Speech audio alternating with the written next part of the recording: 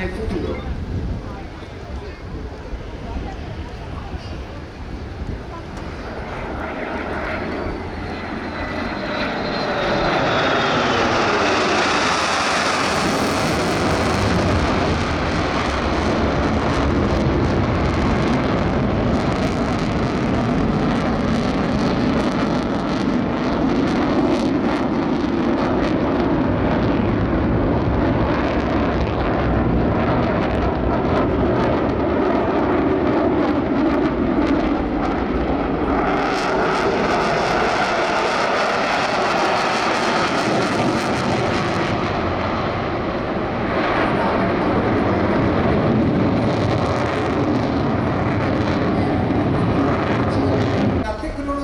Data Fusion, che offre la possibilità di ricevere e fondere in tempo reale